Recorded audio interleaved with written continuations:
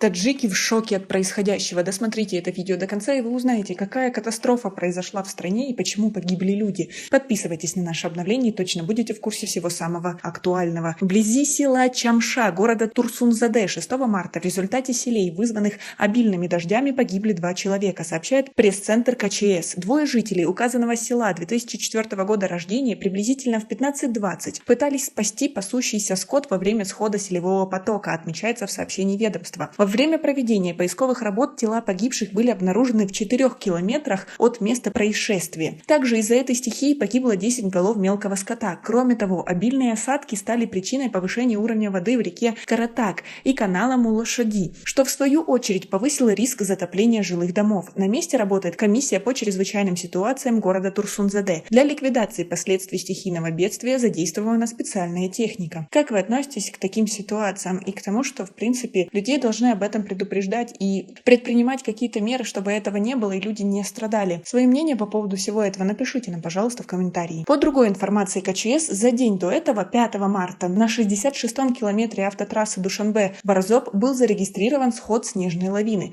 В целях проведения работ по ликвидации последствий стихийного бедствия была задействована специальная техника дорожной службы компании АРС. Также в этот день на 42-м и 52-м километре автодороги Харок-Ишкашим были зарегистрирован сход 2 лавин. С помощью техники Министерства транспорта и сотрудников дорожной службы данные участки автодороги были расчищены. В результате схода лавин жертв нет. Работы по расчистке автодорог закончены, движение восстановлено. Согласно информации агентства по гидрометеорологии Таджикистана, до конца этой недели на территории страны сохранится неустойчивая погода. В связи с предстоящими осадками и увеличением температурного фона идет интенсивное таяние снега в горах, что может привести к размыванию почвы и их движению, к повышению уровня воды в реках, водоемах, а также к облавам и размывам береговой линии рек и озер. Существует высокая опасность схода лавин, селей и каменопадов. В связи с этим Комитет по чрезвычайным ситуациям и гражданской обороне при правительстве Республики Таджикистан еще раз убедительно просит население быть бдительными и воздержаться от поездок и походов на опасные участки охоты, рыбалки, а также сбора трав и выпаса скота в горной местности. В случае возникновения чрезвычайных ситуаций и каких-либо несчастных случаев граждане могут обратиться по телефонам оперативного дежурного КЧС 93 880 28 19 или же 221 91 19